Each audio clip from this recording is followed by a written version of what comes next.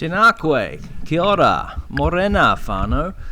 Whichever one of those greetings you feel applies to you is the best one. They all mean hello in Maori. Te reo, which is the second language of New Zealand. This footage you're seeing now was shot 6 months ago in the Nelson and Tasman region of New Zealand, and I've been sitting on it for 6 months wondering, what am I going to do with it? So I figured, well, I've done some thinking recently, and I've come up with a little bit of a decision for next summer. Now you'll see in this video, you can see it right here. This is how GoPro's Fusion camera, the 360 camera, doesn't work underwater, so don't even try. This particular snorkel footage here is from Cable Bay in Nelson, and I just was chasing around some fishies and doing some dive practice, and dive practice is part of the thing that I've been doing over the winter time here. Right here in this part of the video, this is 5 meters of water, just practicing diving down, and you know, a lot of it's about technique and practice. It's important to practice.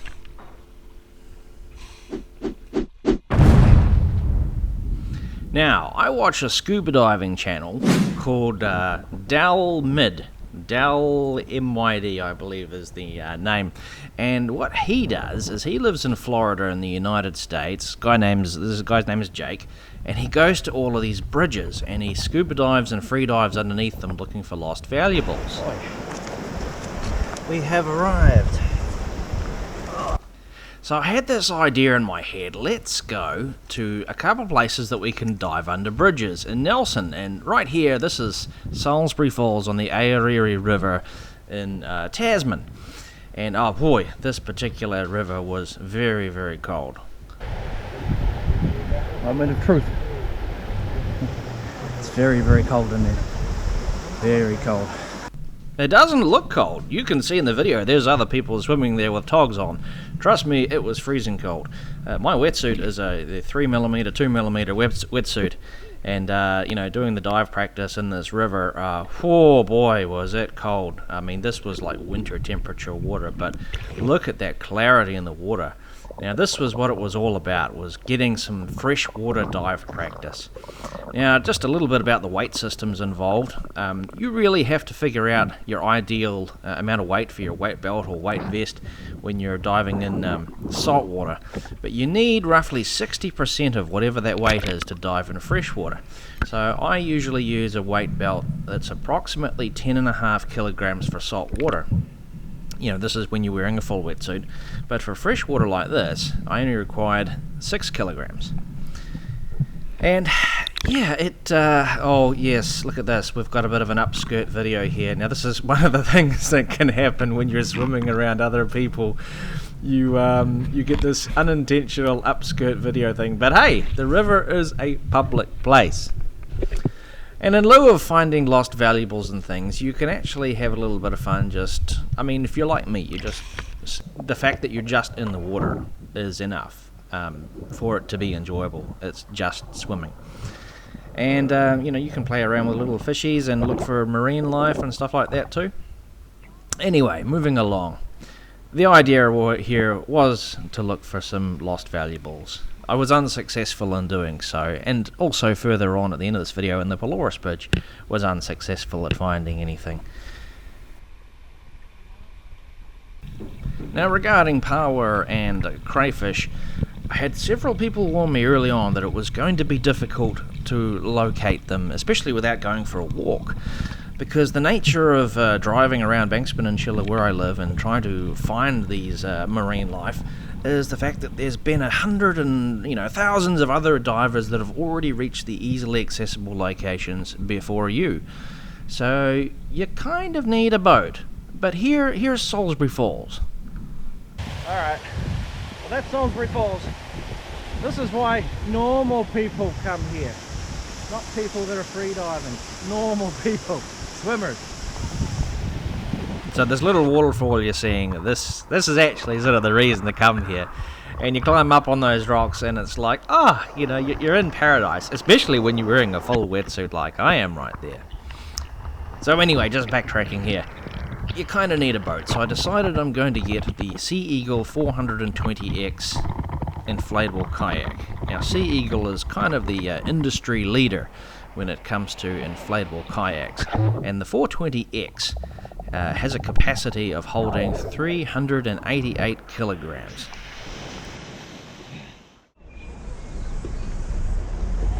Right, we made it to the Pelorus Bridge. This is located between Nelson and Havelock. We're going to go for a wee dive around, see if we find any lost property in the bottom. The water's pretty clear. I'm not really expecting too much. We didn't find anything at Salisbury Falls, but we can just try. We can try. That's right, Jamie. You didn't find anything at Salisbury Falls, and you're not going to find anything at the Pelorus Bridge either.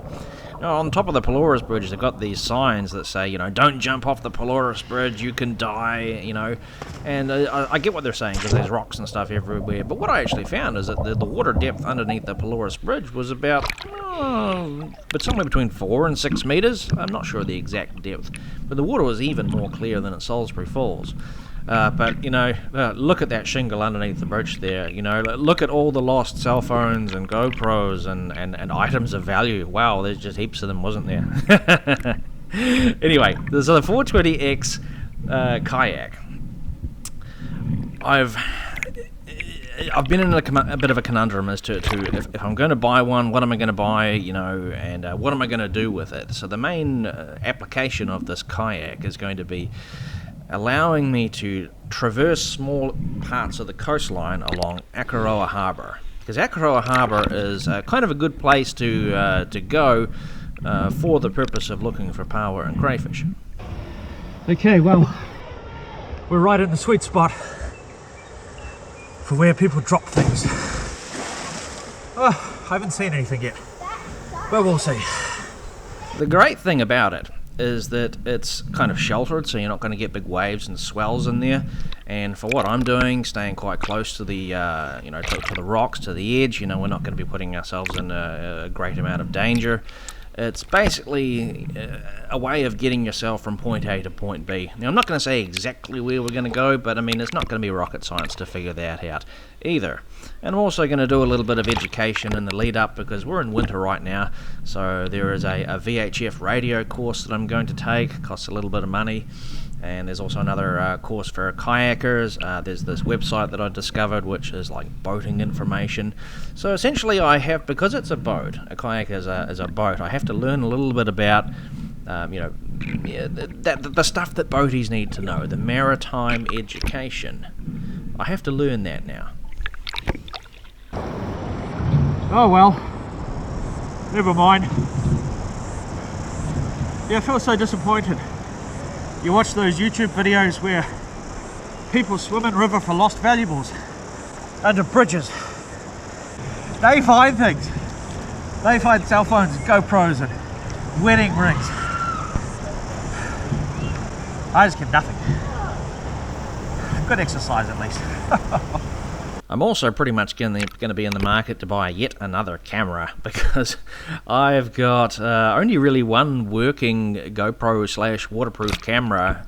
The GoPro Fusion works, and I may take that potentially out there on the kayak as well. But the Fusion just creates gigantic video files. Difficult to edit with, time consuming. I'd prefer to just use a couple of GoPros, but I've only got one old GoPro, and that's the Hero 4 Silver, which is this video footage is right here. And right here, this part, I'm about to give my wife a bit of a fright. Yeah, got nothing. There is nothing in the water, not even rubbish. Just stones. Going back to what I said at the beginning of the video, practice makes perfect, and essentially what you're seeing here is struggling to get flippers off, fins off. It sounds, it's one of these things, right? When you dive, when you go and you put fins on inside and you're on a flat surface, on a chair or a couch or something, it's easy, no problem. Mei wen ti, as we say in Mandarin. But doing it in real life, oh my goodness, can be tricky unless you've practiced it and you know exactly how to put your gear on and off. So practice is important. So, but that's what this whole river excursion was also all about. It wasn't just about trying to find lost valuables. It's also about practice. But anyway, the camera issue. Yeah, I'm getting rid of some of my cameras, some of my camera gear, because it's just, I'm making fewer videos these days, and there's no point having that money tied up and stuff. So I'm going to try to sell the drone and try to sell the gimbal, maybe sell one of the other cameras. But then in future I'll probably get another GoPro, because, you know, for the foreseeable future, you know, I'm probably going to make more of this. I guess you could call it water sports content, water content, water adventure content, dive content, whatever you want to call it. You know, it's, if you've ever seen my videos for a long period of time, you know that I love swimming. I love getting in the water. I love getting in the rivers, the lakes, the ocean, all of it. And this diving business is just kind of the next step in the evolution, the next step in you know, in what comes next in my life. So, you know, the channel's not going to change. I'm still going to be traveling, you know, when travel is appropriate to do so, but, you know, in the future there's going to be more of this type of stuff, so stay tuned for that.